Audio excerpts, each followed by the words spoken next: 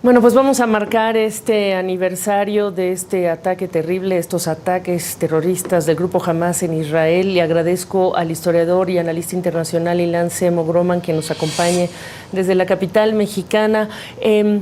Hay muchos lugares, digamos, muchas vertientes para analizar, pero ¿cómo lo está marcando en el análisis el profesor Semo esta noche? ¿Cómo está? Qué tal, Gaby? Bueno, yo creo que precisamente después de esa terrible masacre perpetrada por Hamas contra 1.200 ciudadanos israelíes, el secuestro de más de 200, de los cuales 100 todavía permanecen secuestrados el 7 de octubre del año pasado, y la ocupación israelí de Gaza, el bombardeo de Hezbollah, Israel, también de Irán 2 veces, y las respuestas de Israel. Creo que las cosas de este conflicto se van aclarando un poco. Creo que Irán desde hace décadas persigue imponer una hegemonía en la región a través de milicias militares musulmanas. Milicias que perturban totalmente la posibilidad de consolidar estados autónomos en Irak, en Siria, en Líbano, y cuyo cometido sí es avasallar a Israel. Por su parte, Israel decidió, después del 7 de octubre, el Estado israelí, responder a este desafío atacando a sus dos grupos proxies principales, que son Hamas y Hezbollah. En el caso de Hamas, pues la ocupación de Gaza ha traído saldos tremendos para la población, pero sin duda un Sí. debilitamiento de Hamas, sin duda. Uh, y sí es importante aquí especificar qué quiere Israel en Gaza después de un año. Porque el grupo dominante de Israel, Netanyahu, que es un grupo, pues yo diría que está ya desbordado en términos militares, lo que persigue en Gaza, Ujú. ahora es claro, es la expulsión de una parte muy importante de la población de Gaza.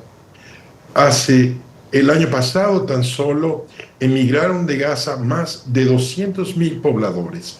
A este ritmo, y si la guerra continúa en Gaza, como es evidente que va a pasar, porque no se quiere un cese al fuego por ninguna de las partes, nadie logra establecer compromisos que permitan eso, la afectación de la población civil puede redundar en una emigración cada vez mayor. Ese es el resultado claro que se tiene Ok. de lo que está pasando. En el Líbano es bastante distinto, Ahora, porque, sí, dígame, Gaby. no, adelante, adelante. Después quiero hablar del propio Israel en términos políticos y el gobierno de Netanyahu, pero sí es importante hablar de Hezbollah y el Líbano. Adelante, profesor. Sí, es muy importante. Hezbollah, lo que es evidente en las últimas 2 semanas es que Hezbollah es muchísimo más vulnerable de lo que parecía ser en el papel hasta hace 2 semanas. Una parte de su dirección está liquidada, su oficialía intermedia está un poco dispersa. Si tienen esa cantidad tan gigantesca de cohetes que decían tener, ¿por qué no los están disparando? Etcétera, etcétera. Es decir, Hezbollah no parece tener la consistencia de acción militar, de unidad que se decía tener. Obviamente que el ejército, las fuerzas israelíes están aprovechando esta situación con un solo cometido: llevar a Hezbollah detrás de la línea azul, creo yo, para pactar una vez más lo que tenían hace 2 años, que Hezbollah no esté bombardeando Israel. No Sí. creo que Israel quiera pasar de ahí en el caso del Líbano. Con Irán las cosas son muy Ok. distintas. Ahora, Sí, Ahí lo detengo un segundo, porque también me interesa incorporar la población, los familiares de los rehenes, quienes han salido a las calles, quienes creen que este mea culpa que se dio en agosto o en mayo incluso de este año del propio Netanyahu es insuficiente para marcar también los fallos graves, agudos de seguridad que mantuvieron a tantos israelíes expuestos mientras Hamás ingresaba a este territorio, a territorio israelí. ¿Qué decir en torno a este otro aspecto de esto que estamos marcando cuando mucha gente en Israel dice nosotros no hemos dejado de conmemorar esta fecha trágica porque seguimos viviéndola y parte de esa razón tiene que ver con el actuar del gobierno israelí o las omisiones? Esa pregunta es fundamental. Yo creo que la mayor parte de la población israelí, al exigir que regresen los rehenes, lo que está diciendo es que se negocie con Hamás, porque es la única manera en que los rehenes pueden regresar. Negociar con Hamás significa entrar en negociaciones sobre cese al fuego. Y eso es lo que Netanyahu no quiere. La brecha entre la población israelí y el grupo actual de ultraderecha que gobierna Israel es cada vez más amplia. Las manifestaciones contra Netanyahu no ceden, son cada sábado en plena guerra, en pleno bombardeo.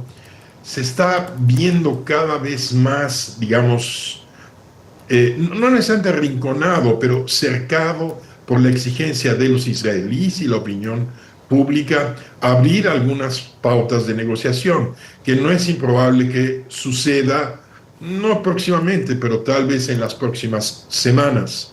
Ahora, hay algo que sí hay que tener en cuenta y que Netanyahu sí se ha dado cuenta, de que el apoyo de Irán a sus milicias militares ya no es tan sólido como era antes. No ha logrado apoyar a Hamás con la contundencia y no logró apoyar a más que enviando los misiles hace unos días pasados. Pero esto es absolutamente insuficiente. Bien. Entonces, que la duda en las milicias si Irán es capaz de sostener con un PIB que es menor que el de Israel, solo que tiene 80 millones de habitantes, si tiene la consistencia económica, técnica, etcétera, para llevar. Creo que ese es el problema, que Netanyahu descubrió eso y trata de capitalizarlo, pero la brecha entre la población es cada vez mayor y eso sí lo puede llevar a la necesidad de plantear una negociación. Bueno.